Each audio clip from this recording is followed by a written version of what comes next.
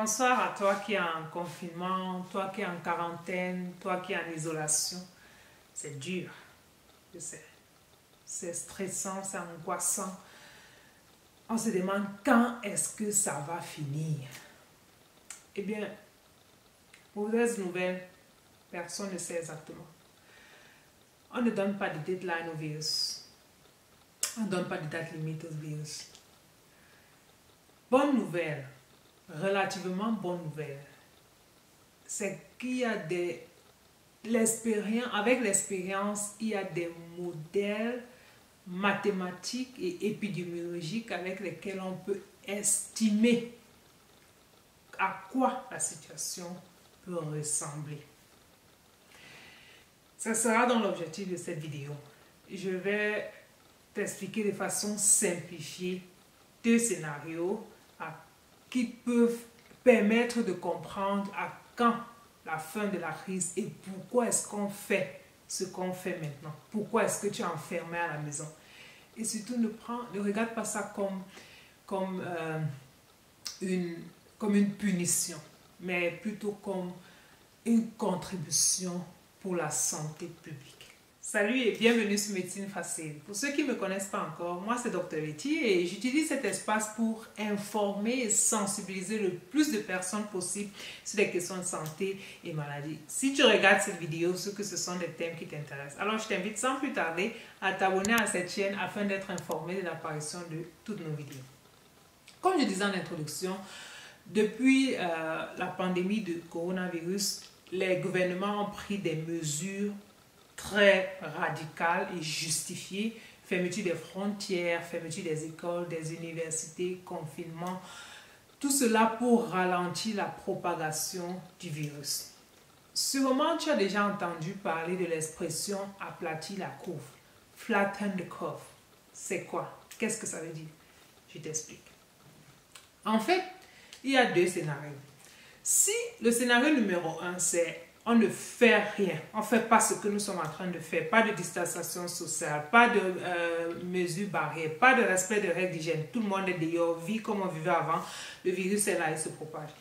Qu'est-ce qui va se passer? On a affaire à un virus respiratoire très contagieux, qui se propage aussi très rapidement. Alors, ça va faire que le nombre de personnes infectées en même temps va croître très rapidement. La courbe sera raide, ça va monter. Ça n'a rien à voir avec les chiffres que tu es en train de voir là maintenant. Donc, le virus il va seulement se propager comme une flamme dans la forêt. Le nombre de personnes infectées va monter très rapidement, comme je disais. Ensuite, ça va atteindre un pic.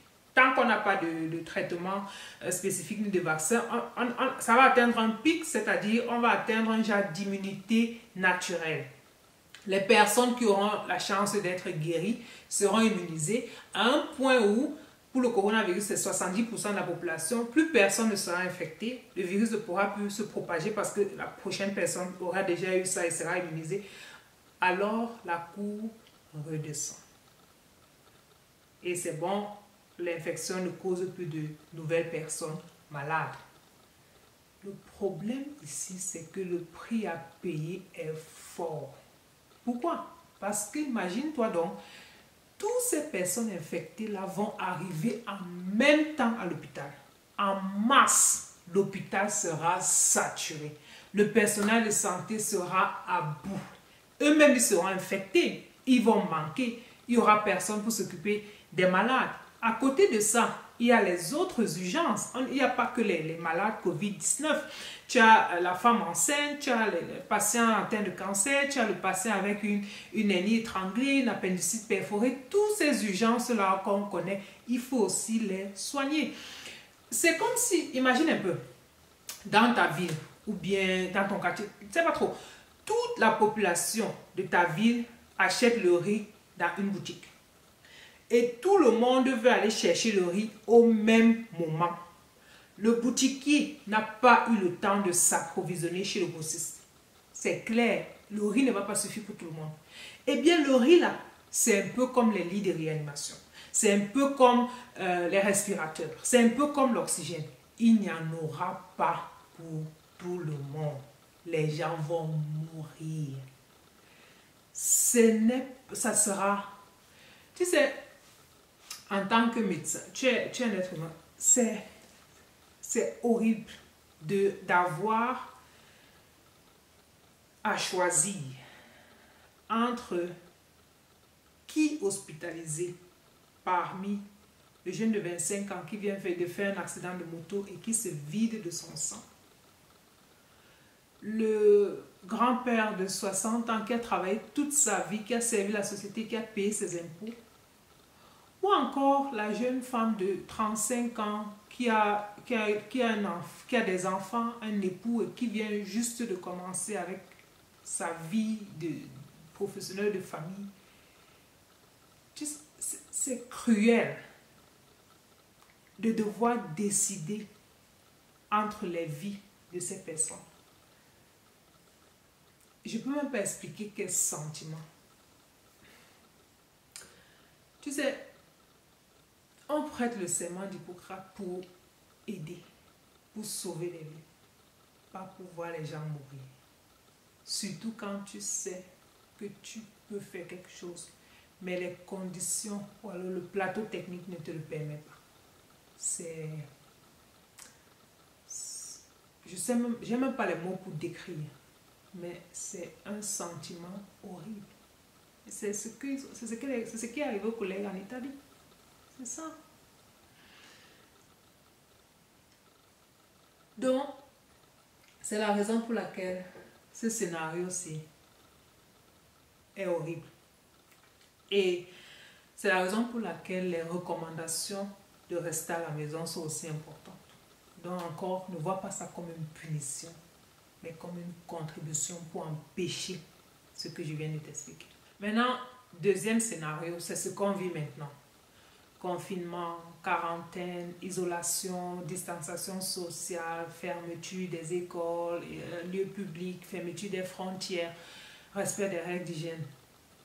Pourquoi? Parce qu'à travers cette méthode-ci, on fait en sorte que l'épidémie s'étale dans le temps et que le nombre de nouveaux infectés reste toujours en dessous des capacités du système de santé.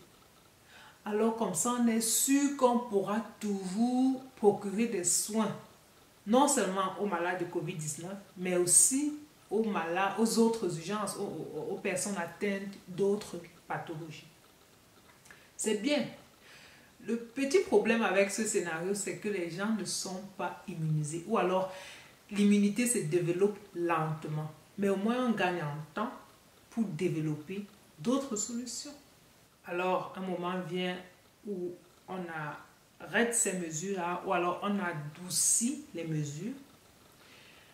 Parce que c'est clair, on ne peut pas vivre comme ça tout le temps. C'est l'étranglement de l'économie, ça a des conséquences sociales, les gens sont déprimés, les gens sont stressés, les gens prennent du poids, ce qui peut causer des maladies cardiovasculaires avec le temps. Alors qu'est-ce qu'on fait? On adoucit un peu les mesures préventives. On réouvre les écoles, les universités, les frontières. Les gens s'infectent à nouveau. Pourquoi? Parce que, comme je disais au début, tant qu'on n'a pas de traitement, tant qu'on n'a pas de vaccin, on compte sur l'immunité naturelle. Ça veut dire que les gens qui ont été infectés s'immunisent. Comme j'ai déjà expliqué aussi dans cette vidéo-ci, tu peux la cliquer pour mieux comprendre. Et les estimations montrent que pour le nouveau coronavirus, pour atteindre cette immunité collective, il faut moins que 70% de la population soit infectée. Donc ça va faire, quand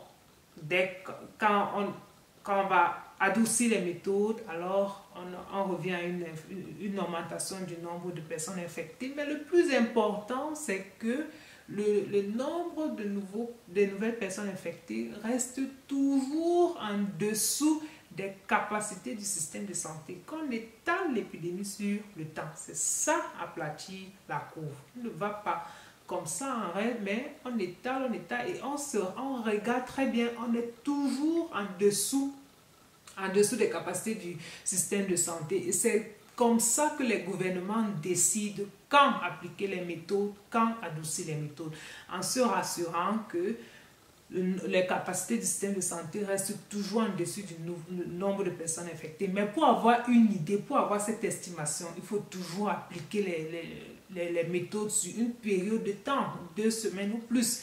On ne peut pas faire ça pour une semaine et déjà prendre des conclusions. Donc, c'est ce qui explique les confinements prolongés, reprolongés.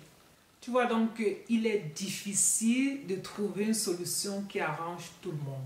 Il faut prendre des mesures réalistes, adaptées aux conditions de chaque région où sévit, ou alors chaque pays, chaque continent où sévit l'épidémie.